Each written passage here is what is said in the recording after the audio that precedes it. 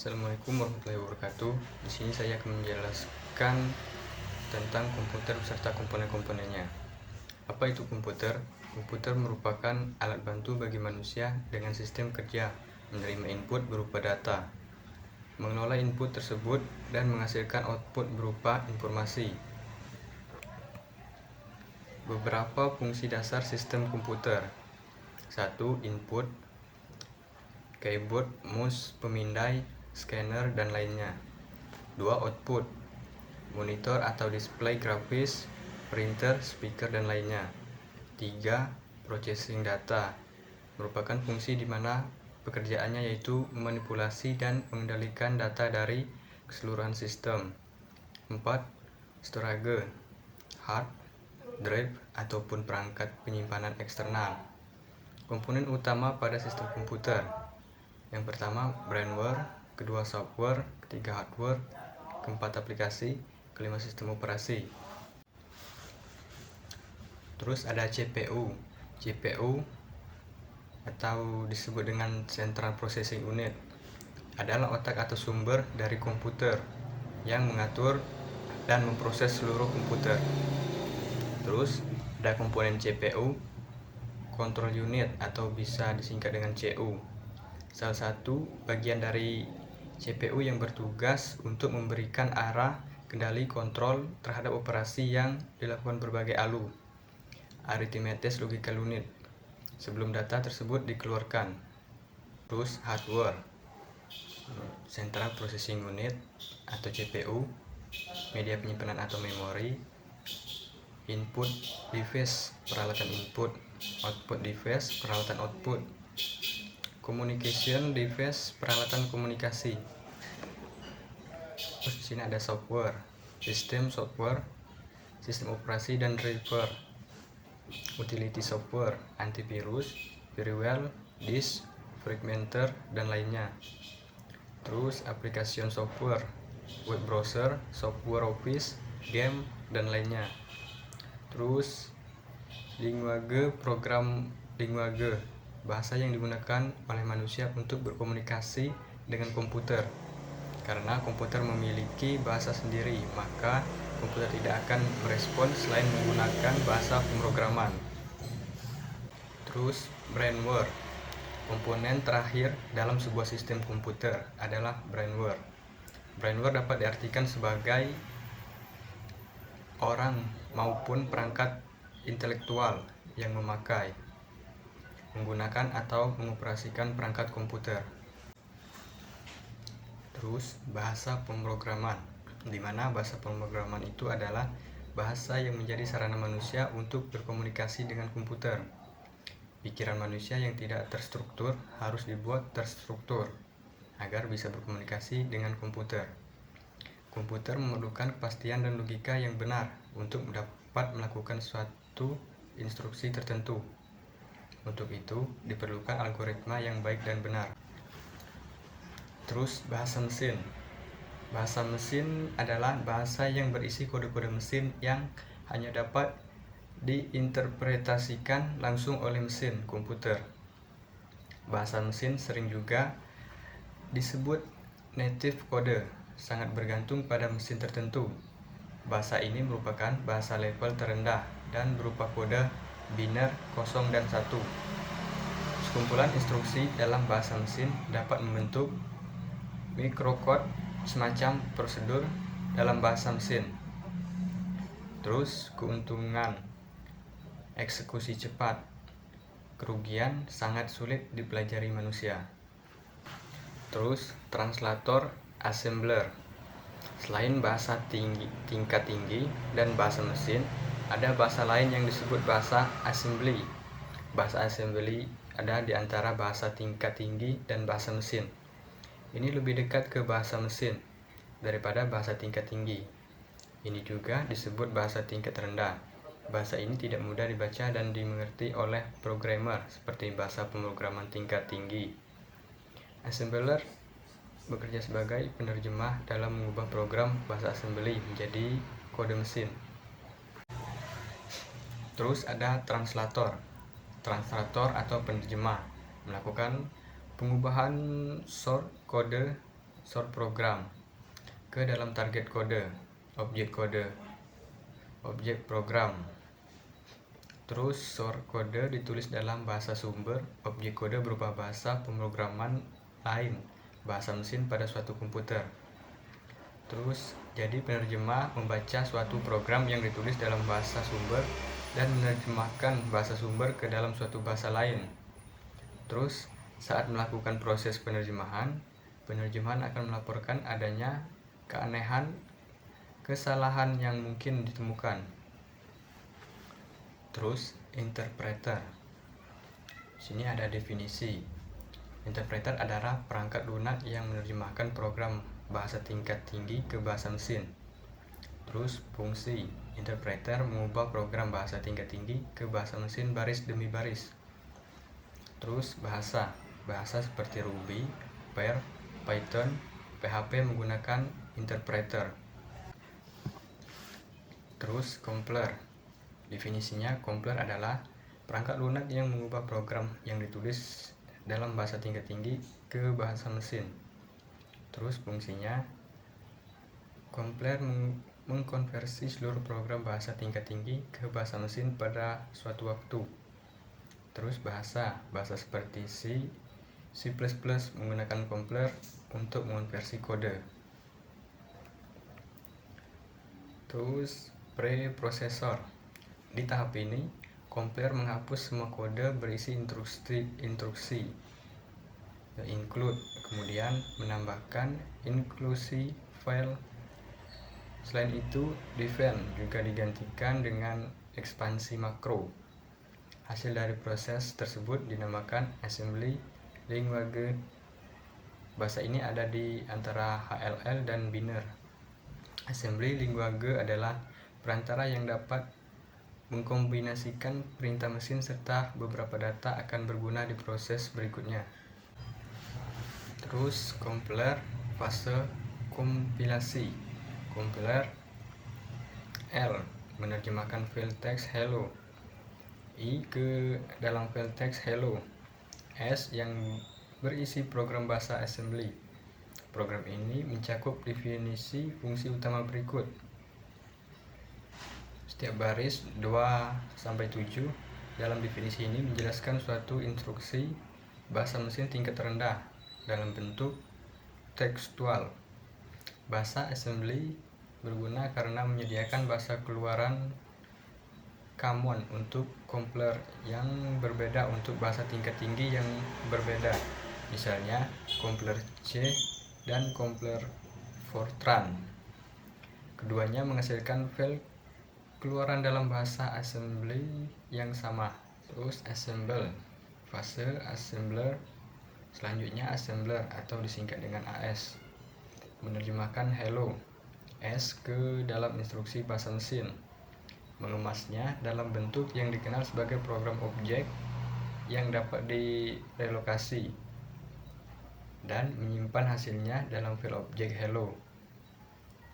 File ini adalah file Biner yang berisi 17 bit untuk mengkodekan instruksi untuk fungsi utama. Jika kita melihat hello dengan editor teks, itu akan tampak seperti omong kosong. Linking, fase linking. Perhatikan bahwa program hello memiliki fungsi print yang merupakan bagian dari Liberty C standar yang disediakan oleh setiap compiler C.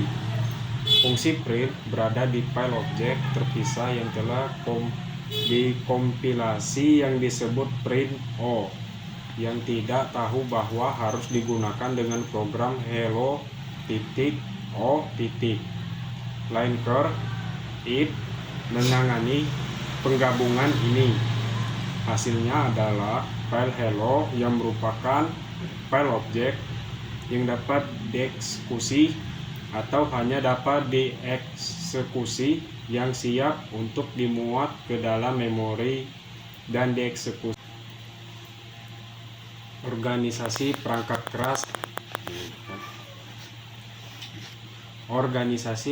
keras hardware. Apa itu perangkat keras hardware? Perangkat keras komputer hardware adalah semua fisik komputer dan dibedakan dengan data yang berada di dalamnya atau yang beroperasi di dalamnya seperti motherboard, power supply, prosesor, RAM, hard disk, CD drive, baterai, CMOS, VGA card, sound card, dan lain-lain. Untuk dapat digunakan pada saat memasukkan data, prosesor data, dan menghasilkan informasi, maka paling sedikit perangkat komputer, perangkat keras hardware, CPU, terdiri dari motherboard, power supply, prosesor, RAM, hard disk, baterai, VGA card, dan sound card. Jenis sistem bus.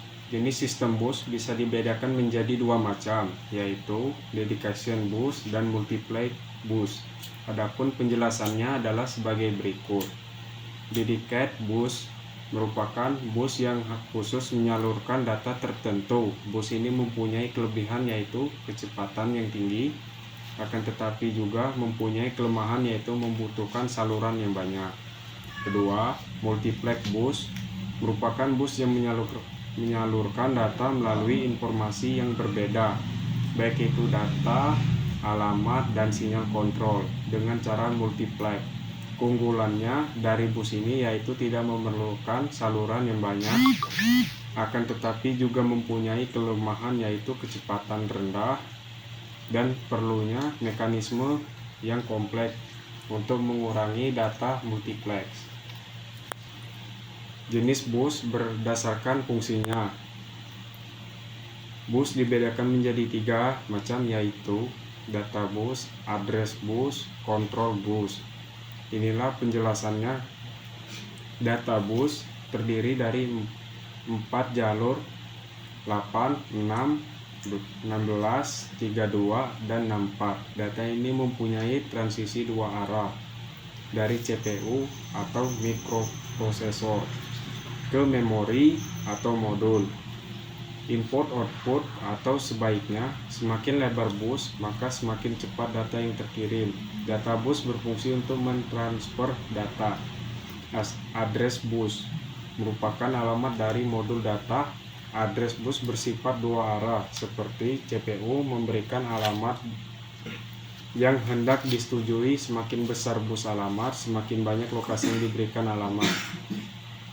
Address bus berfungsi menentukan lokasi yang ingin dibaca, selain itu juga menentukan data yang ingin dituju.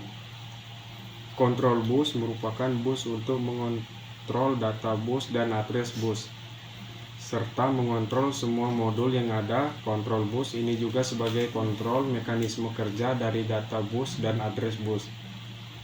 Control bus mempunyai dua sinyal, yaitu sinyal per waktu sebagai perwaktuan dalam validasi data serta alamat, kemudian sinyal perintah sebagai perintah operasi. Macam-macam bus utama dalam sistem komputer modern. Pada bus utama sistem komputer bisa dibedakan menjadi beberapa jenis yaitu bus prosesor, bus ISA, bus PCI, dan bus HP. Adapun penjelasan dari keempat jenis bus tersebut adalah sebagai berikut.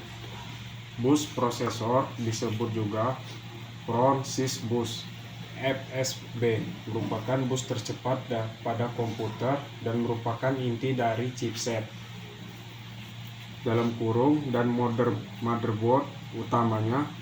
Bus ini digunakan oleh mikroprosesor untuk melewatkan informasi ke dari charge atau memori utama dan juga ke chipset non-brick.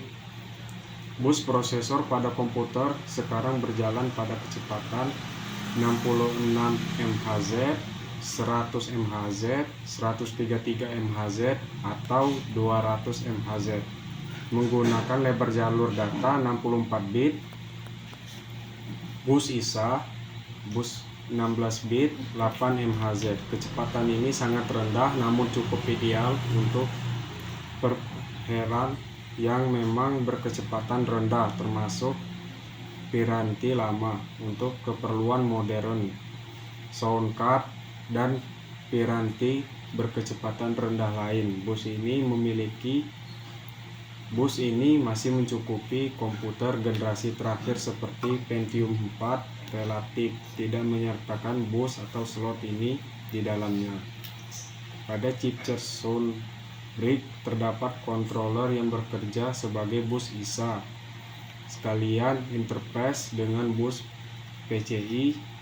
Di atasnya chip Super I/O biasanya terhubung terutama pada sistem lama yang masih memiliki slot ISA. Bus ini bernama EISA, hasil dari arsitektur micro channel IBM untuk kompatibel dengan PC. IBM Micro Channel Architecture MCA sendiri selesai dibuat pada tahun 1987 ketika mikroprosesor 80386 diluncurkan pada tahun 1985. Bus PCI, bus 32 bit yang modern berjalan pada tahun 33 MHz. Komputer yang modern mendukung PCI 64 bit 66 MHz. Bus ini terdapat baik pada chipset non-brick atau pada I/O controller hub. Disajikan di motherboard sebagai slot ke-32 bit yang umumnya berwarna putih sebanyak 3 dan 6 slot, dan banyak digunakan oleh peripheral komputer yang membutuhkan kecepatan tinggi, misalnya SCSI, kartu jaringan Network Interface Card NIC, dan lainnya.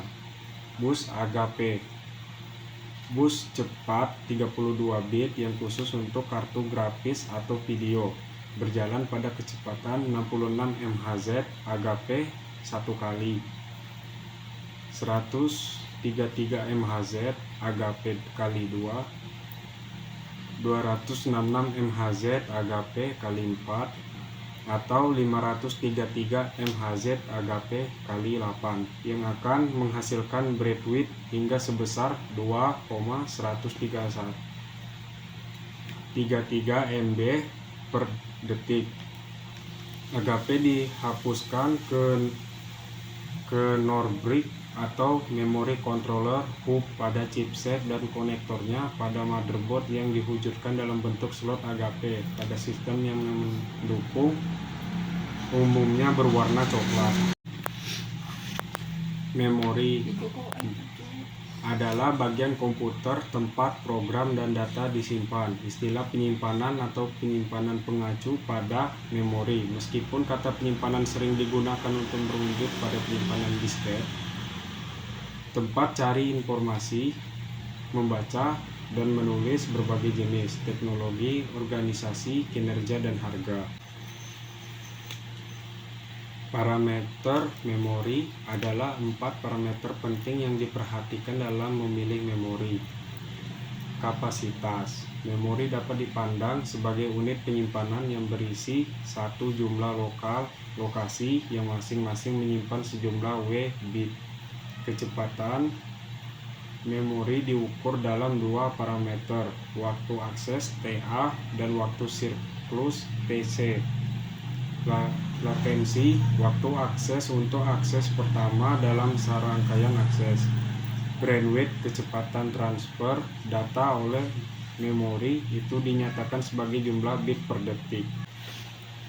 Karakteristik sistem memori. Lokasi mengacu pada apakah memori internal atau eksternal. Pada komputer, memori internal sering disamakan dengan memori utama. Prosesor memerlukan memori lokalnya sendiri berupa register.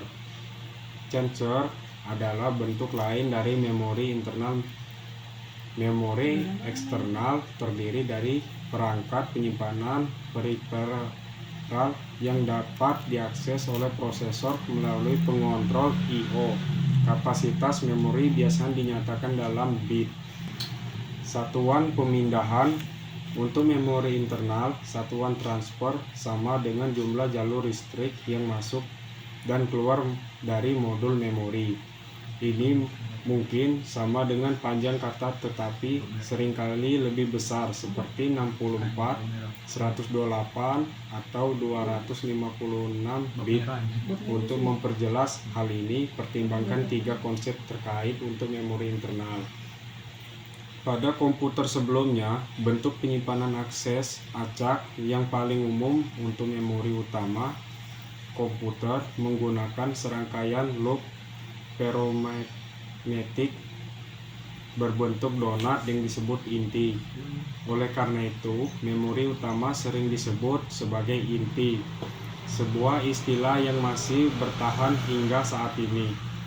Kemunculan dan keunggulan mikroelektronika telah lama mengalahkan memori inti magnetik. Saat ini, penggunaan chip semikonduktor untuk memori utama hampir bersifat universal. Aspek kunci dari teknologi dan dieksplorasi di bagian ini. Sel memori. Elemen dasar memori semikonduktor adalah sel memori. Meskipun berbagai teknologi elektronik digunakan, semua sel memori semikonduktor memiliki sifat terbentuk yang sama. Mereka menunjukkan dua keadaan stabil atau semi-stabil yang dapat digunakan untuk mewakili biner 1 dan 0.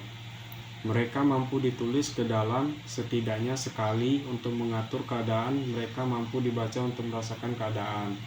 Sekian dari saya, terima kasih. Assalamualaikum warahmatullahi wabarakatuh.